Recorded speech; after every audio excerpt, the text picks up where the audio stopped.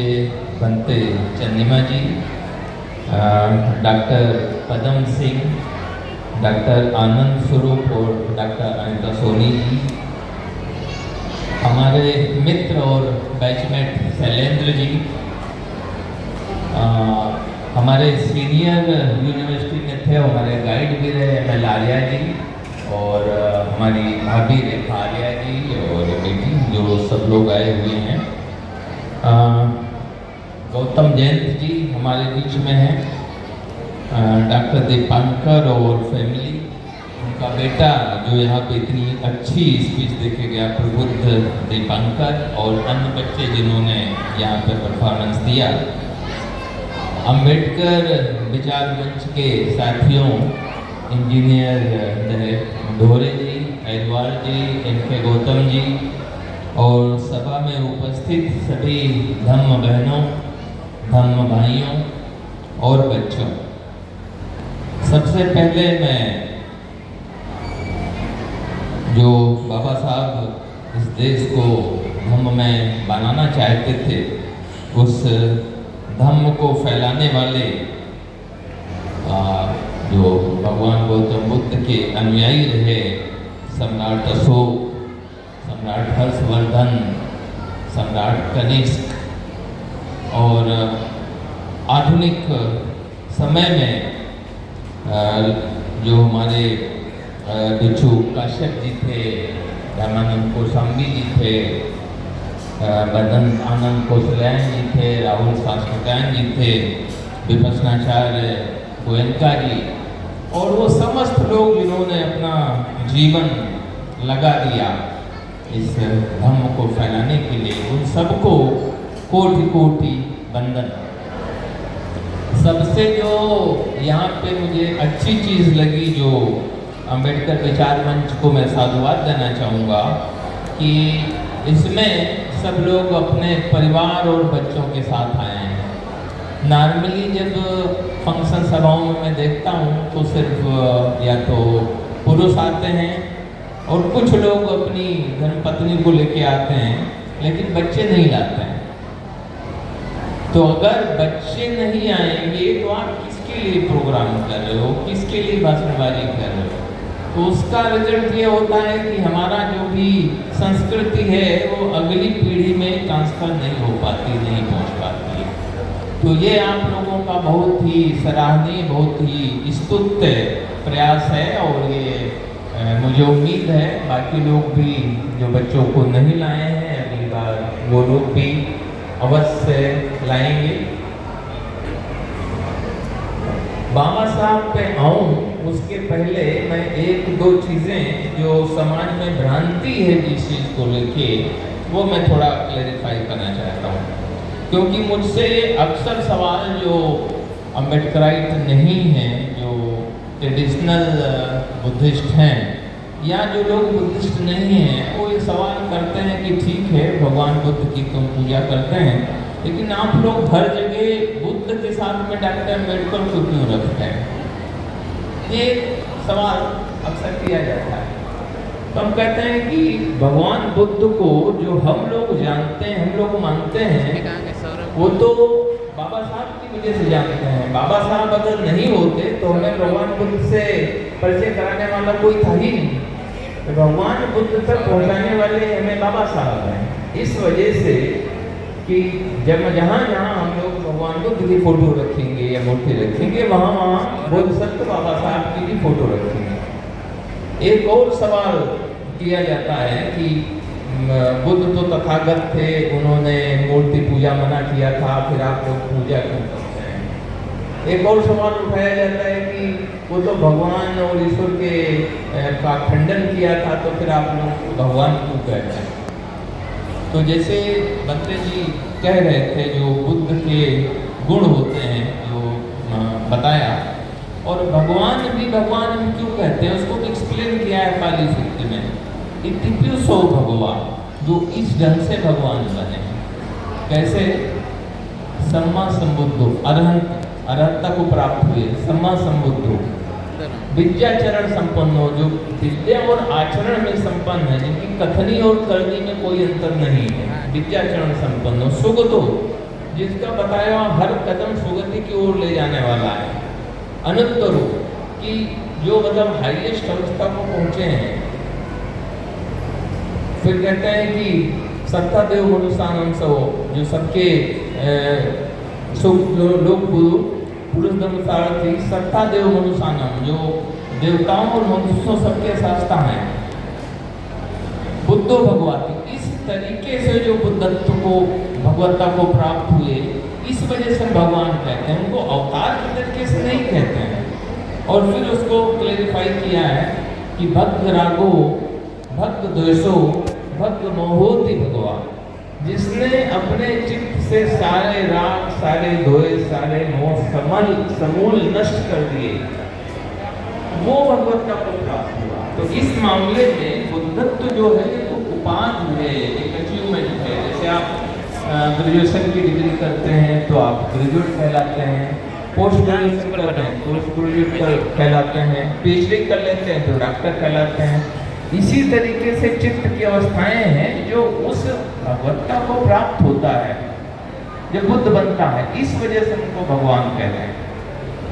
एक ये सवाल पूछा जाता है कि पूजा क्यों करते हैं, तो बनते नागसेन आचार्य नागसेन से ये सवाल किया गया था। जो मिलिंद प्रश्न है, राजा मिलिंद उनसे पूछता है कि भगवान बुद्ध की पूजा क्यों करनी चाहिए, तो आचार्य नागसेन कहते हैं कि जो धर्म के सूक्ष्म तत्व हैं, जो हायर लर्निंग है, वो बहुत विद्वानों के लिए होता है जो उस अवस्था तक पहुंच सके। लेकिन जो आम पब्लिक है, आम उपासक उपासिका है, उसके पास न तो इतना टाइम होता है, ना वो उसके अंदर इतना शील और पेशेंस होता है। तो इस वजह से जो आम जनता है उसके लिए ये सिंबल्स, ये मोटिवेशन का काम करते हैं कि आप जब उसके सामने भगवान बुद्ध के सामने अगरबत्ती और दीपबत्ती और मोमबत्ती जलाते हैं तो कुछ समय के लिए सही उनके गुणों का स्मरण करें, तो एट लीस्ट उतनी देर तो आपके मन में एक पवित्र भाव जाएगा, एक शील के प्रति आस्था जाएगी। तो ये मैं क्लेरिफाई करना जरूरी समझता था। और इस वजह से बाबा साहब ने सभी धर्मों को समझने के बाद फिर इस नतीजे पे पहुंचे कि हमारे लिए ही नहीं पूरे देश के लिए बुद्ध की शिक्षाएं अति आवश्यक हैं। और इस वजह से उन्होंने कहा कि हमें बौद्ध में भारत बनाना है। जब वो दीक्षा ले लिए थे तो बीबीसी के एक इंटरव्यू में उनसे पूछा गया, तो अभी जो शुरू में आप लोगों ने संविधान की प्रस्तावना पढ़ी, जिसको सुप्रीम कोर्ट कहता है कि जो प्रस्तावना है या जो प्रेमबिल है वो कुंजी है भारत के संविधान को खोल देगी। अगर कहीं किसी आर्टिकल में आपको कंफ्यूजन हो रहा है कि ये आर्टिकल के पीछे राज क्या है, जब कभी कंफ्यूजन हो तो गो टू प्रेमबिल, प्रस्तावना में जाइए और प्रस्तावना कुंजी है जो संविधान को खोलती है। तो उसमें जो ये है कि सबको सामाजिक न्याय, सबको आर्थिक न्याय और सबको राजनीतिक न्याय वो मिलना चाहिए। तो संविधान अडॉप्ट करने के पहले जो आपने पढ़ा 26 नवंबर को, 25 नवंबर को बाबा साहब ने संविधान सभा में स्पीच दिया कि कल से हम एक विरोधाभास की स्थिति में प्रवेश करने जा रहे हैं। Tomorrow we are entering into era of contradiction. तो बोले कि पॉलिटिकल क्षेत्र में तो समानता होगी, एक वोट एक व्यक्ति को वोट का अधिकार होगा, लेकिन सामाजिक और आर्थिक क्षेत्र में असमानता बनी रहेगी। तो जब तक हम ये सामाजिक और आर्थिक असमानता को दूर नहीं करते हैं तब तक इसका कोई खास मतलब या मकसद नहीं होगा। इस वजह से हमें कोशिश करनी चाहिए कि जल्दी से जल्दी हम सामाजिक और आर्थिक समानता को हासिल करें। तो अब सामाजिक समानता कैसे हासिल करेंगे? जो व्यवस्था है जो ही है पूरी असमानता पे आधारित, उसको तो आप कोशिश भी करें तो भी नहीं बदल सकते। तो बाबा साहब हमेशा से ढूंढते रहते कि कोई ऐसा धर्म होना चाहिए जिसमें सबको समानता हो, जिसमें जाति के आधार पे इसके लिंग के आधार पे, आर्थिक आधार पे कोई असमानता, कोई डिस्क्रिमिनेशन नहीं होता हो। तो सब चीज़ें पूरा पढ़ के और समझ के बाबा साहब इस नतीजे पे पहुँचे कि सिर्फ बुद्ध धर्म ये है जिसमें सबको समानता है।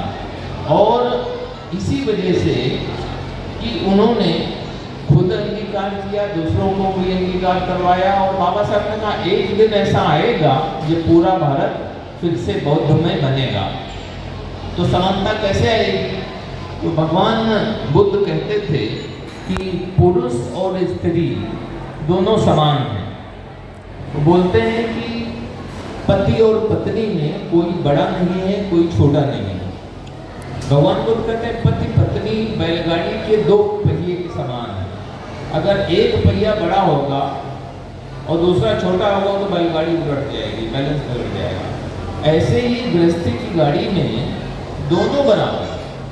तो अगर गृहस्थी को ठीक चलाना है तो पुरुष और स्त्री दोनों को बराबर का हक रहेगा, बराबर का सम्मान रहेगा। तो इस वजह से जब उसके लिए बौद्ध धर्म में जो शादियाँ होती हैं उसके लिए जो उस समय व्यवस्था की गई, उसमें कहलाया जाता है वर से, जो वर प्रतिज्ञाएं लेता है कि मैं अपनी पत्नी के प्रति फेथफुल रहूँगा, पत्नी का सम्मान करूँगा, पत्नी का न कभी अपमान करूँगा न अपमान होने दूंगा। अब कई शिकायतें आती हैं कि साहब वो झगड़ा हो रहा है, क्यों झगड़ा हो रहा है? कहता मैं तो कुछ कहा नहीं, माँ ने उसको कुछ गाली दे दिया था। अभी परसों एक हमें किसी ने फ़ोन किया कि उसकी वाइफ वो ससुराल छोड़ के चली गई है। मैंने कहा क्यों चली गई?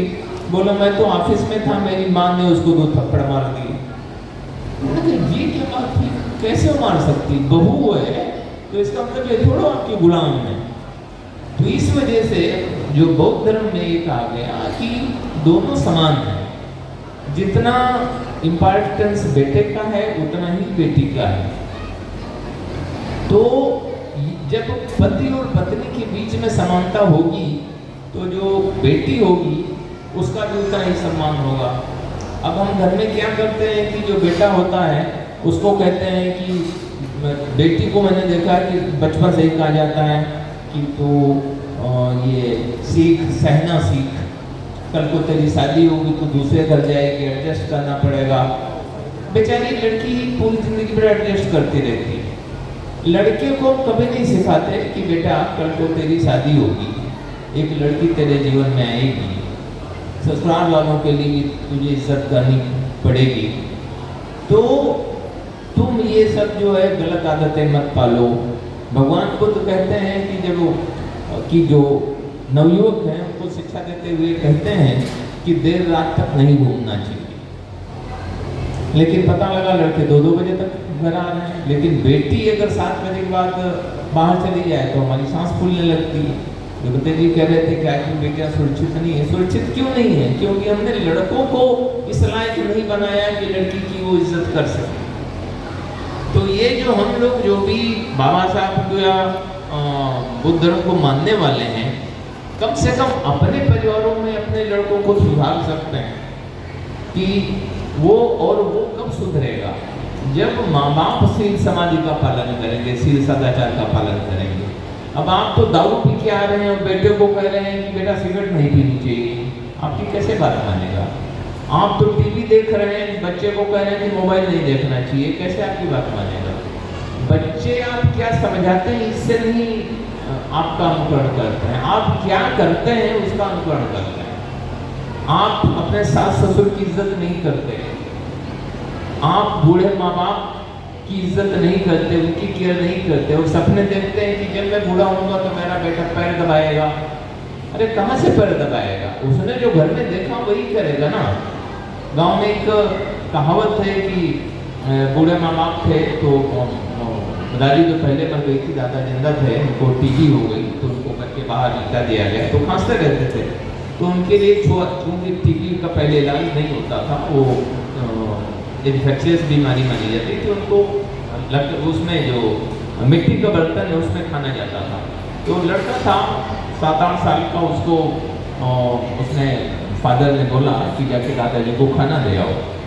ले जाना था, वो लड़खड़ा गया और गिर गया, रोने लगा। तो बोला क्या हुआ? तो बाप ने बोला कि तो टूट गया। तो बाप ने बोला कोई बात नहीं बेटा, तुम उसमें स्टील वाले में ले जाओ। तो बोला नहीं, मैं इसमें नहीं रो रहा हूँ, मैं इसलिए रो रहा हूँ जब आप बूढ़े होंगे तो मैं आपको किस मिट्टी के बर्तन में दूंगा, वो तो टूट गया। तो ये क्या आप कल्टीवेट करते हो? इस वजह से भगवान बुद्ध से एक माँ ने पूछा कि बच्चों को धर्म की शिक्षा कब देनी चाहिए, क्या उम्र होती है बच्चों को शिक्षा देने की? तो भगवान बुद्ध ने कहा जिस दिन बच्चा पेट में आता है उसी दिन से धर्म शिक्षा शुरू कर देनी चाहिए। क्योंकि जब वो पेट में है तब तो आप सारा टाइम खुराफात में बिताए, संगत ठीक नहीं की, आपने गलत आचरण किया। बड़ा हुआ तब भी आप सोचते हैं कि ये तो अभी बच्चा समझदार है, लेकिन बच्चा जिस दिन पैदा होता है उसी दिन से देखने लगता है माँ बाप क्या कर रहे हैं, क्योंकि कॉन्शियसनेस चित्त जो है वो लेके आता है। वो भले बोल नहीं सकता लेकिन सुन सकता है, देख सकता है, एक्सप्रेस नहीं करेगा। अब आप उसके सामने अगर दुराचार करें या कोई चीज़ धर्म के विपरीत करें और लड़का नोटिस कर रहा है, तो आप ये उम्मीद मत करिए कि बड़ा होके वो अच्छा बुद्धिस्ट बनेगा, अच्छा नागरिक बनेगा। तो भगवान बुद्ध कहते हैं जिस दिन बच्चा पेट में आता है उस दिन से उसको धर्म की शिक्षा आरंभ कर देनी चाहिए। जब तक माँ प्रेग्नेंट होती, गर्भवती होती, हर दिन उसको धर्म के बारे में कुछ न कुछ सोचना चाहिए। एक और जो बहुत अच्छी बात है जो बाबा साहब कहा करते थे कि भगवान बुद्ध की क्यों मानते थे, तो भगवान बुद्ध की कथनी और करनी में कोई अंतर नहीं था। भगवान बुद्ध पहले एक महामानव हैं या धर्म प्रणेता हैं जिन्होंने जो दूसरों को सिखाया वही अपने जीवन में उतारा और जो अपना किया वही सिखाया। इसी वजह से उनको कहा जाता है भगवान को यथाकारी तथावादी। यथावादी तथाकारी, कथनी और करनी में कोई डिफरेंस नहीं रहा। तो डॉक्टर अम्बेडकर को ये चीज़ बहुत आत्मसात होती थी और डॉक्टर अम्बेडकर ने उसको अपने जीवन में उतारा। एज जब वो स्टूडेंट थे डॉक्टर अम्बेडकर तो कोलंबिया यूनिवर्सिटी में पढ़ रहे थे, खाना खाने एक होटल में जाते थे जहाँ पे रिजनेबल मिलता था। तो एक दिन रास्ते में, ये खासकर बच्चों के लिए है जो यहाँ बच्चे उपस्थित हैं, तो रास्ते में एक किताबों की दुकान पड़ती थी। तो बाबा साहब को एक किताब की ज़रूरत थी जो उनकी पीएचडी के लिए आवश्यक थी। तो बाबा साहब को किताब काफ़ी दिन से ढूंढ रहे थे, तो किताब मिल गई तो इतना खुश हुए कि जेब में खाने के जो पैसे थे उससे देके किताब खरीद लिया और वहीं से किताब पढ़ते पढ़ते वो चले गए होटल। होटल में वेटर ने खाना की प्लेट ला के सामने रख दिया। बाबा साहब ने हाथ बढ़ाया खाना खाने के लिए। जैसे हाथ बढ़ाया उनको याद आया मेरी जेब में पैसे तो ही नहीं, उससे तो मैं किताब खरीद ले आया। तो बाबा साहब ने बेटे को बोला कि माफ़ी मांगी, बोला मेरे पास पैसे नहीं, मैं खाना नहीं खा पाऊँगा, शादी मुझे ध्यान नहीं रहा, मुझे माफ़ कर दो, मैं जा रहा हूँ। बाबा साहब लौट आए, 3 दिन तक भूखे रहे क्योंकि जितना पैसा उस किताब के लिए दिया था वो 3 दिन के खाने के बराबर था और पैसा इतना लिमिटेड था कि अगर खाते तो उनका महीने का बजट बिगड़ जाता। लेकिन ये भूख थी उनकी सीखने की कि 3 दिन भूखा रहना पसंद किया लेकिन किताब जरूर रही। तो इस वजह से उनके पास बाबा साहब की जब जहाज़ से ला रहे थे तो बहुत सी किताबें तो जहाज में डूब गई, लेकिन बहुत जो किताबें बची वो 35,000 किताबें थी उनकी।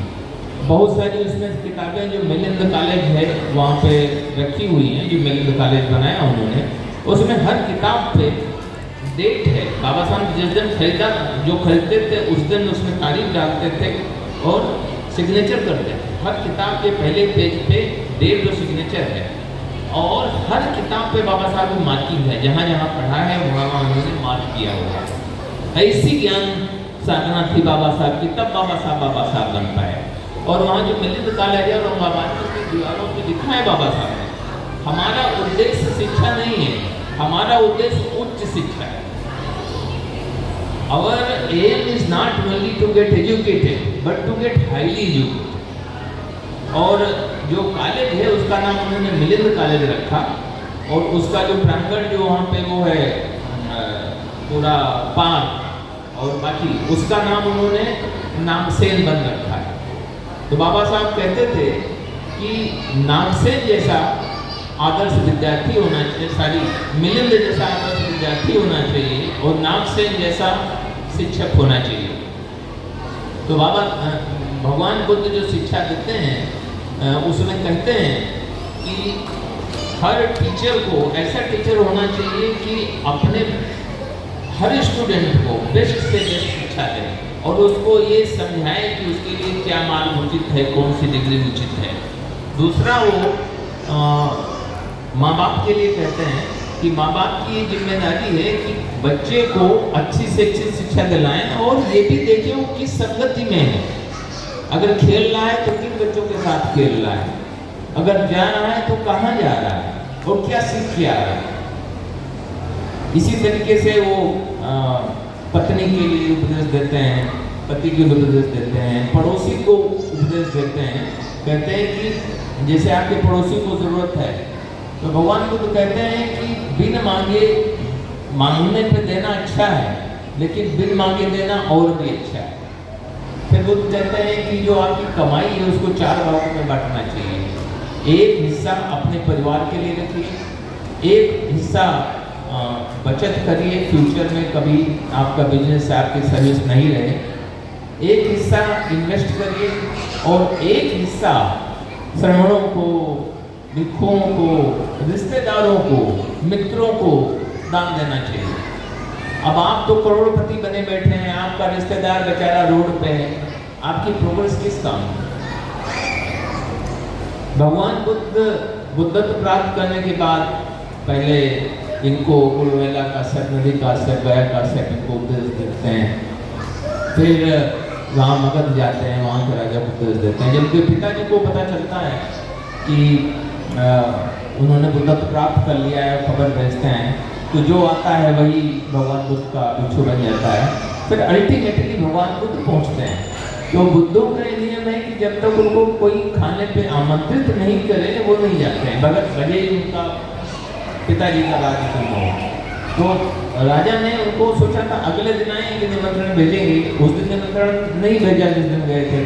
तो भगवान खुद अपना भिक्षा पात्र लेके निकल पड़े भिक्षा के लिए। और भिक्षु का नियम है कि वो 5 या 7 घर से ज़्यादा भिक्षा नहीं मांगते हैं, वो मांगते भी नहीं है, जाके खड़े हो जाते हैं, देखा तो उसने मिल गया, नहीं तो अगले घर तक। तो भगवान खुद जब भिक्षा मांग रहे थे तो राजा को पता चला, वो रथ पे सवार होके आया। और जब वो आया उस समय भगवान खुद एक बूढ़ी माँ के विधवा लेडी थी, उसके घर के सामने थे। तो जब वो निकली तो उसने एक आलू, कुछ लोग कहते हैं पान, भिक्षा पात्र में डाला और भगवान बुद्ध ने एक्सेप्ट किया। तो उनको बड़ा दुख हुआ राजा शुद्धोधन को। तो राजा शुद्धोधन कहते हैं कि तुम यहाँ के राजकुमार हो और भिक्षा मांगकर वो भी इस गरीब महिला के सामने क्यों मुझे लजाते हो, तुमको शर्म नहीं आती। तो भगवान बुद्ध मुस्कुराते हैं, कहते हैं कि वो कहते हैं कि ये राजा शुद्धोधन, ये हमारी वंश परंपरा नहीं है भिक्षा मांगना। तो भगवान बुद्ध कहते हैं राजन, आपकी वंश परंपरा नहीं होगी, लेकिन बुद्धों की यही परंपरा है कि सारे बुद्ध भिक्षाटन करते हैं, इसलिए मैं भिक्षाटन कर रहा हूँ। फिर वो समझाते हैं क्यों करते हैं भिक्षु या बुद्ध। कहते हैं जब मैं भिक्षा मांगने जाता हूँ, भिक्षा मांगने के लिए बहुत बड़ा त्याग चाहिए, अहम पूरी तरीके से त्यागना पड़ता है। नॉर्मल आदमी कटोरा लेके किसी के आगे घर के सामने खड़ा नहीं हो सकता है, पूरा अहम छोड़ के सबको समान समझ के। फिर बोले जब मैं भिक्षा मांगता हूँ तो मेरे लिए गरीब और अमीर का अंतर नहीं होता। कोई धन्ना सेठ है मेरे लिए वो भी बराबर है, कोई रिक्शा वाला है वो भी बराबर है। तीसरा जो सबसे बड़ी चीज़ कहते हैं कि हम भिक्षा अपने लिए नहीं मांगते हैं, जब आप भिक्षा देते हैं तो आप अपनी दान पारमिता बढ़ाते हैं, और दान पारमिता बढ़ाने में हम उसकी मदद करते हैं। और दान पारमिता क्यों जरूरी है कि एक दिन जो अभी बंत्योपनंत जी बोल रहे थे, जो दुख का जो उन्होंने बोला कि 4 हैं, एक्चुअली 4 नहीं, दुख 6 होते हैं। तो उसमें भगवान बुद्ध कहते हैं जाति पे दुखम, व्याधि पे दुखम, मरण पे दुखम, और ये जो है जरा पे दुखम। फिर जो इम्पॉर्टेंट लोग कहते हैं कि ये ही जो वो दुख है, जो प्रिय है उससे बिछड़ा हुआ दुख है। आपको हस्बैंड प्रिय है, आपको बच्चे प्रिय है, आपको मकान प्रिय है, आपको धन संपत्ति प्रिय है, लेकिन इससे बिछड़ाव तो होगा। मकान रहेगा तो आप नहीं रहेंगे, मकान तो 200 साल रहेगा, आपको तो एक दिन जाना है। बच्चे या हस्बैंड हमेशा तो नहीं रहेगा, या बीवी हमेशा तो नहीं रहेगी, एक न एक दिन तो बिछुड़ना है। वैसे ही जब आप एक दिन मृत्यु आएगी तो सारा धन संपत्ति सारा ये छोड़ के जाना है। तो अगर आप ये छोड़ने की आदत धीरे धीरे नहीं डालते हैं तो एक दिन कैसे छोड़ पाओगे? 5000 रुपये दान देना पड़ता है तो जान निकलती है, लेकिन सब जब छोड़ोगे तब क्या होगा? तब कौन से चित्त लेके जाओगे? इस वजह से जब आप दान देते हैं तो किसी भिक्खु पे एहसान नहीं करते हैं, आप अपनी दान पात्रता बढ़ाते हैं। जब ये आएगा मौत तो यार मैं जिंदगी भर तो देते जाऊँ, जिंदगी भर छोड़ते जाऊँ, ये भी छोड़ देता हूँ, ये आपकी पुण्य पात्रता है। इस वजह से दान देना चाहिए। बाबा साहब पे वापस आते हैं मिलन कॉलेज पे। जब बाबा साहब मिलन कॉलेज बनवा रहे थे तो वहीं बैठे रहते थे, तो वहीं पड़ोस में होटल था, तो बाबा साहब को दान की ज़रूरत थी। तो होटल में बाबा साहब सेकंड फ्लोर पे थे और दिलीप कुमार जो उस समय के अभिनय सम्राट थे फिल्मों के, वो रुके हुए थे ऊपर के फ्लोर पे। तो जब उनको पता लगा दिलीप कुमार साहब को कि बाबा साहब आए हैं, वो कॉलेज बना हुआ है, उनको दान की ज़रूरत है, तो उन्होंने संदेशा भेजा कि मैं बाबा साहब को मिलकर उनको दान देना चाहता हूँ। तो वो उनका जो आदमी है बाबा साहब के पास आया, पढ़ने लगे, बोले साहब दिलीप कुमार साहब आपसे मिलना चाहते हैं। बोले वो क्यों मिलना चाहते हैं? बोले दान देना चाहते हैं। तो बाबा साहब ने बोला मैं पवित्र काम के लिए दान मांग रहा हूँ, एक पवित्र काम कर रहा हूँ, इसमें मैं हर किसी का दान नहीं लेता। जो दान दे रहा है उसने धन कैसे अर्जित किया है, अगर वो शुद्ध नहीं है तो उसका दान भी शुद्ध नहीं है, वो मना कर देते हैं। उसी टाइम निजाम हैदराबाद का वो उनके पास मैसेज आता है कि पूरा खर्चा मैं देने को तैयार हूँ। बाबा साहब मना कर देते हैं, बोले नहीं, हमें किसी का दान नहीं चाहिए, हमें तो अपने समाज का दान चाहिए। हमारे अपने समाज के अंदर ये क्वालिटीज दान पारमिता, पुण्य पारमिता, नैतिकता, एथिक्स, मोरलिटी, ये सब कल्टीवेट करनी है। तो बाबा साहब अपने सभी अनुयायियों को चिट्ठी लिखते हैं। तो उनके एक अनुयायी थे डीएन यादव जी, उनके बेटे IAS ऑफिसर थे के.डी. यादव, मेरे मित्र हैं। तो उन्होंने लेटर दिखाया, वो बाबा साहब का लेटर लिखा हुआ अभी उन्होंने लाकर में रखा है, उसमें किताब लिख रहे हैं। तो वो कहते हैं कि बाबा साहब ने बोला भाई एक एक महीने की जिन जिन की नौकरी लगवाई थी बाबा साहब ने सबको रिक्वेस्ट किया कि एक महीने का वेतन भेजो, सैलरी भेजो। तो यादव जी ज़्यादा दरियाते थे, उन्होंने 2 महीने की सैलरी भेज दी। तो बाबा साहब ने बोला कि मैंने तुमसे सहयोग मांगा है, त्याग नहीं मांगा है। अगर तुम 2 महीने की सैलरी दे दोगे तो तुम्हारे बीवी बच्चे 2 महीने तक कितना परेशान होंगे। तो मैंने 1 महीने की सैलरी मांगी थी, मैं रख रहा हूँ, 1 महीने की सैलरी तुम्हें मनी ऑर्डर से वापस भेज रहा हूँ। ऐसी नैतिकता, ऐसी मोरलिटी तो जो ऑर्गेनाइजेशन लोग चलाते हैं, सोशल ऑर्गेनाइजेशन हो या सांस्कृतिक ऑर्गेनाइजेशन हो, पॉलिटिकल ऑर्गेनाइजेशन, उनको बाबा से बात सीखनी चाहिए कि बाबा साहब अपने काम में कितने एथिकल थे, कितने मोरल थे। कि ये नहीं कि हमने मतलब 100 रुपये चंदा रखा है, तुमने 1 लाख दे दिया तो हम खुश हो गए, नहीं। वो जो है तभी आपकी पवित्रता है, जो जिस काम के लिए आपने मांगा है उस काम के लिए वो सब लोग दें जिससे उनका इन्वॉल्वमेंट रहे और उसका एक पाई का हिसाब रखें, तब वो बाबा साहब का प्रबुद्धता है। तो बाबा साहब कहते हैं कि बौद्ध में होना इसमें जरूरी है कि बौद्ध धर्म ही है जो समानता सिखाता है, जो इंडिपेंडेंस थिंकिंग सिखाता है, जो अंधविश्वास को दूर करता है, जो आपके अंदर ये आत्मविश्वास जगाता है कि आप अपने मालिक खुद हैं। भगवान बुद्ध कहते हैं कि मैं सिर्फ मार्गदाता हूँ, मैं सिर्फ आपको रास्ता बता सकता हूँ। तो उपाली में कहा उन्होंने, तुम्हें ही किच्चमा तप्पम, तुम्हें खुद ही तपना पड़ेगा। अखा तारो तथागता, जो तथागत सिर्फ मार्ग बताते हैं, अब आप मार्ग पे चले नहीं, सीधे सामाजिक प्रक्रिया का पालन करें नहीं, यहीं बैठे धूप धप्पी जला के और बुद्धम शरण गच्छामि करते रहें, क्या मिलेगा। तो बाबा साहब ये भगवान बुद्ध के जीवन की घटना है, एक श्रावस्ती की। जब एक लड़का आता है, कहते हैं मैं आपके यहाँ 3 किस्म के लोग देखता हूँ। एक वो जो आप जैसे हो गए हैं, एक ऐसे हैं जो काफ़ी आगे हैं, लेकिन काफ़ी लोग मेरे जैसे हैं कि प्रवचन सुनते हैं लेकिन फायदा कुछ नहीं होता। तो भगवान बुद्ध पूछते हैं तुम कहाँ के रहने वाले हो, बोलता मगध का। तो भगवान बुद्ध का रिप्लाई देने लगा प्रति प्रश्न पूछने का। तो बोले तो वहाँ जाके आते हो, बोला हाँ साहब तो जाता हूँ, सारे रिश्तेदार वहाँ हैं। तो बोले तो तुम्हारे पास भी यहाँ पर अवस्थित में कुछ मित्र होंगे, बोले हाँ। तो जब वो पूछते हैं मगर जाने का रास्ता तो तुम बताते हो छिपा देते हो, तो वो बोलता है नहीं बताता हूँ बड़े कायदे से कि यहाँ से ईस्ट जाओगे तो बनारस आएगा, राजपूत पे पकड़ लेना, फिर उधर मुड़ जाना, फिर पटना आएगा, फिर से पहुँच जाओगे। तो बाबा को पूछता है तो बोले एक अंतिम प्रश्न हो, तो जिस जिसको तुमने मार्ग बताया वो सब मगर पहुँच गए होंगे। तो बोला सर क्या मजाक करते हैं, मैंने तो रास्ता बताया, कोई जाए ही नहीं मगर तक तो कैसे पहुँच जाएगा। तो बोले नौलियो मैं भी यही कह रहा हूँ, मैं इस रास्ते पे चला हूँ, उस अवस्था को पहुँचा हूँ और बुद्धत्व को प्राप्त हुआ हूँ। अब कोई उस पे जाए नहीं और यहीं से बैठे बैठे बुद्धम शरणम गच्छामि करता रहे तो क्या है। हम कितने भी प्रवचन दे लें, कितने भी सूत्र रट लें, अगर जीवन में हमारे नहीं उतरा। बाबा साहब के जीवन की कमी तो बाबा साहब न्यूयॉर्क में थे। न्यूयॉर्क में इतनी ठंडक पड़ती है कि बर्फ गिरती है, शरीर जम जाए, और खासकर जो इंडियंस वहाँ जाते हैं पढ़ने के लिए, तो वहाँ पे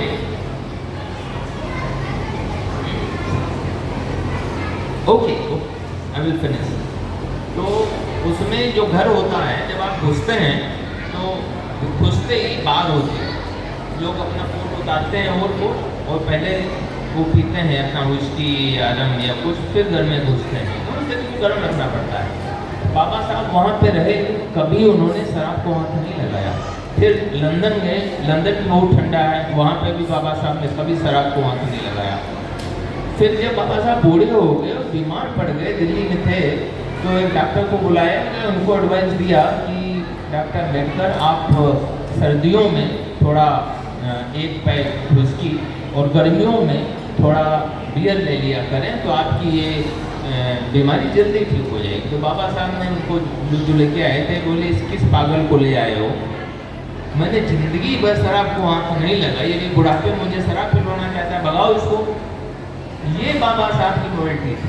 अब हम बाबा साहब के अनुयायी हैं और दारू हमसे छोड़ी नहीं जाती, तो कैसे अम्बेडकर आए। अगर बाबा साहब के अनुयायी हैं तो कम से कम बाबा साहब जितना नहीं महान बन सकते, दारू तो छोड़ सकते हो। और हमारा समाज ही है जो सबसे ज्यादा दारू पीता है। जितना पैसा है बजाय बच्चों पे खर्च करने के, बजाय पेरेंट्स पे खर्च करने के, बजाय रिश्तेदारों पे खर्च करने के, बजाय धम दान देने के, दारू पे उड़ाए जा रहे हैं। वो कहते हैं हम अम्बेडकराइट हैं, काहे के अम्बेडकर। तो अगर भगवान बुद्ध के प्रति श्रद्धा है, बाबा साहब के प्रति श्रद्धा है, तो बाबा साहब से सीखिए, अच्छे विद्यार्थी बनिए। बाबा साहब जिंदगी भर पढ़ते रहे और जिस दिन देहांत हुआ, जिस दिन उनका परिनिर्वाण हुआ, जस्ट उससे 2 मिनट पहले बुद्धायन धर्मा कंप्लीट किया उन्होंने। तो अंतिम सांस तक पढ़ते रहे, ऐसा विद्यार्थी। और जीवन में पूरी तरीके से उन्होंने नैतिक जीवन जिया, ऐसा जीवन जिया। कभी उन्होंने दान में कोई कमी नहीं छोड़ी। एक और प्रश्न किया जाता है बाबा साहब के बारे में, जब बाबा साहब ने विपश्यना नहीं किया था कि हम क्यों करें। बाबा साहब जिस दिन गए थे 14 अक्टूबर को दीक्षा लेने, तो पहले भगवान बुद्ध की मूर्ति के सामने बैठ के पूजा ही नहीं किया, थोड़ी देर ध्यान भी किया। और विपश्यना करने का टाइम कब मिला बाबा साहब को। 14 अक्टूबर को उन्होंने दीक्षा ली और 6 दिसंबर को चले गए। बीच में उन्होंने बर्मा की, नेपाल की यात्रा की, वो सारनाथ भी आए थे। 25, 26, 27 नवंबर को सारनाथ में थे और 6 दिसंबर को चले गए। कब जाते विपश्यना करने। तो जिनको नहीं करना है, जिनको नहीं चलना है, उनको बस भाषण देना है और हम बुद्धिस्ट हैं, तो काहे के बुद्धिस्ट काहे के अम्बेडकर आए। धर्म तो है जब जीवन में उतरे। इसी वजह से पाली के एक सूत्र को हिंदी में गोयनका जी ने किया है, धारण करे तो धर्म है, धारण करे तो धर्म है, वरना कोरी बात। सूरज उगे प्रभात है, वरना काली रात।